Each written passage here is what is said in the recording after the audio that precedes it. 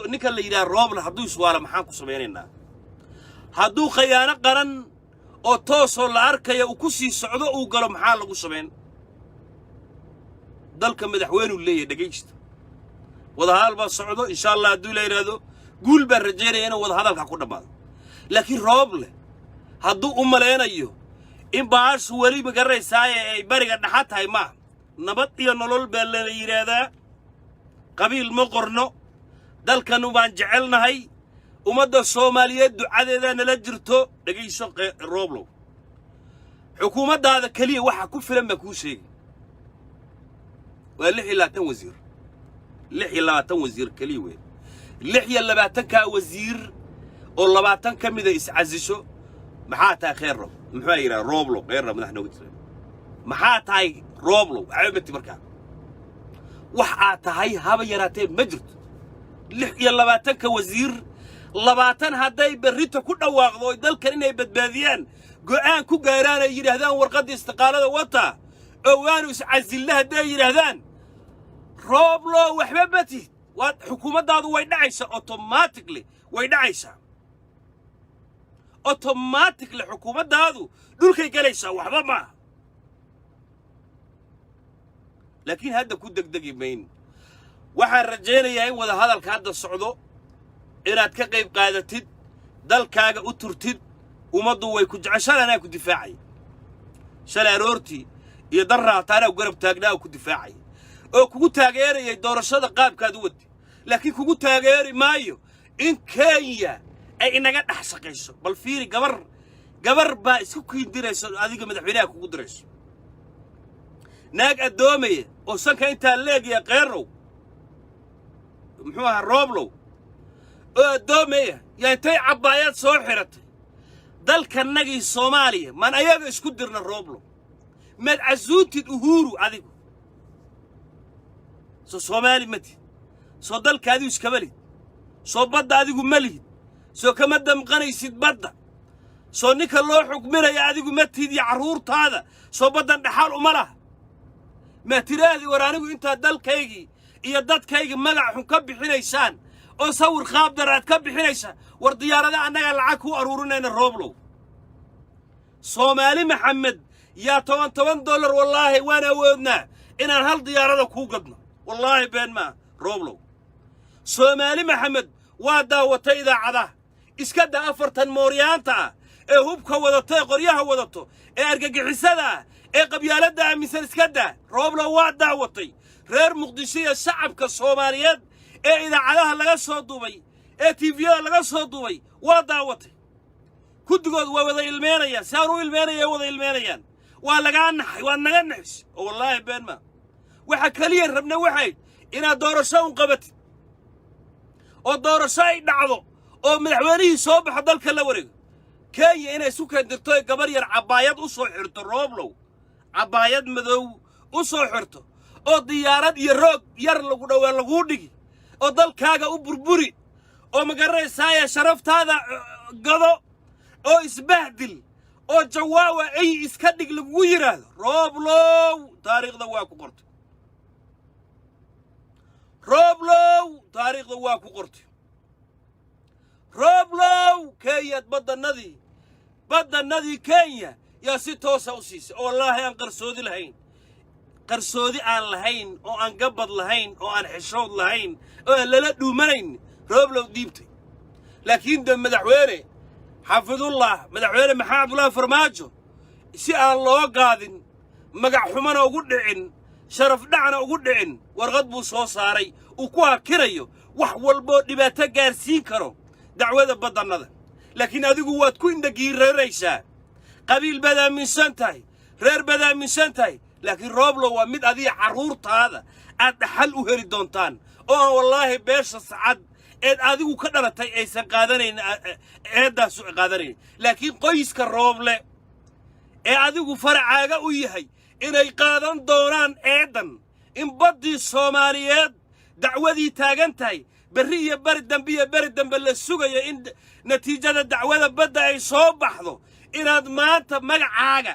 iyo fisikaalkaaga qofka aad tahay roog gududan loo dhigo lagu burburiyo waa midaad adigu qaadan doonto laakiin dhageysta reer nabadina no matter what doorashada horta way dhaceen insha Allah hadduu ilaahay ama Axmed Madoobe warqadu ninka soo saaray ha taageeraan ama dani ha taageero ama kuwan qabyaalada ee dameerada meelaha yaacaya isbaarada dhigtana ha noqdaan rooble doorashada wuu qaban dhageysta dalkan rooble doorashada wuu qaban asoo ay oo kaya ay u noqday wuu qaban badana waa la soo celin insha Allah madaxweyne Maxamed Cabdullaahi Farmaajo waa la dooran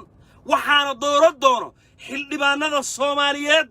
ee la soo doorto ee dalkan jecel yaa codkooda waxay ugu rudi doonaan madaxweynaha dalka Soomaaliya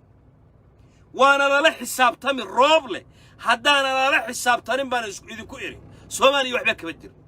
hadduu maanta badda faraha ka bixiyo iyo boodboodka ay Kenya wado midda ugu weyn waan ognahay jaadin la soo daayo dhaqaale la soo geliyo lacag iyo corruption dalkanaga la soo geliyo hool noocaas ay wataan laakiin dhici mayso insha Allah hadduu ilaahay doorashada wuu qaban ninka la yiraahdo roob ana waan u istaxay هذا القذف وحنا به ماي doorashada wuu qaban si cadaaladna way ku dhici si ay ummadda dhanna daawanaysana way ku dhici waana la dooran madaxweynaha naga insha Allah hadduu codka loogu rudo wuuna soo noqon ra'iisul wasaare cusub uu dooran insha Allah hadduu ilaahay yiraahdo Kenya markaasaan xisaabta u bilaabeena ballan waxay nagu Kenya Muqdisho ka qaraabanaysa inay Soomaaliya Muqdisho ka qaraabato Nairobi ka qaraabato in Soomaaliya laga calaacalo la yiraahdo Soomaaliya faraha naga lagu jirto waa taariikh dhici doonta way laakiin kuwan yarka caad qaatiyaasha ay yar ciilaan maanta Kenya maanta intay gabar soo dirto madaxdaydi ha tiraahdo madaxa isu geliy oo badaydi meel cidlaha ka qaato oo waliba ra'iisul wasaarahaygi maanta intuu dhiiqad lugaha la galay inuu naag soo dhageysanayo oo uhuru dhageysanayo in amiirkii ummadda Soomaaliyeed uu ku soo hadal celiyo oo uu soo jawaabo waa sharaf dhacwi qeyrana waxa lagama filin laakiin way dhamaan waa la xalin arintan hatta hadduu rabo barito badanadana waxa weey dacwadeeda dib ha loo dhigo no matter what badda aan ba iskale gabadha Soomaaliyeed ba iskale wiilka Soomaaliyeed ba iskale aabaha Soomaaliyeed ba iskale gabadha Soomaaliyeed ba iskale Soomaaliyo idil ba badan iskale waanu ilaashanaynaa waanu ka dhacsanaynaa cadow siyaasi yar oo dhaqaale yar la siiyayna insha Allah waanu soo qabanaynaa xaqiiqda dhabta rooblow waad ceebowday rooblow shacabkii waa kaaniya jabeen rooblow qabiiliistaad noqotay oo xaqiiqda dhabta intaad ka yaadaya yaa rag ilmaadeeradaay waa gaabsanaya dib baan u dhigay insha Allah ugu fogaan maanu kastoo laakiin dan fiican oo aad u wanaagsan tahay oo magaraysaay la taliyaashu ay ku qaldayaan nimanka kula talinayo ee talada ku siinayo ay ku qaldayaan laakiin dan fiican oo daacadimata oo qalbi wanaagsan hadda maanta kaliya taladaadu ay tahay oo nin taladiisa ku socdo xafiiska ra'iisul wasaaraha mid madax banaan u yahay wallahi oo billaah talla rooblow labada bilood soo socdo doorashadan waad ku qaban lahayd madaxweynuhu dalka yeelan lahaa Soomaaliya sharafna waad ku dhiman lahayd sharafna waad ku noolaan lahayd sharafna waad ku joogleed laakiin maanta rooblow sharaf xagay taala berri markii roog guduudan lagu dhigo bari dambe maxkamadda warqada loo diri ka war berri markay Kenya adiga aad u tagtid ay roog guduudan ku dhigaan oo ku dul socotid oo lagu sawiro la sawiro laga qaado sawiradaas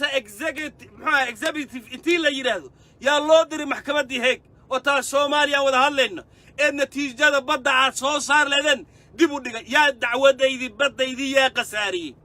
in badaydi la xukmiyo oo badaydi la yiraahdo adaa iskalo Soomaaliya rooblow adaa xukmiyay Soomaa just roog yaroo lagu dhigay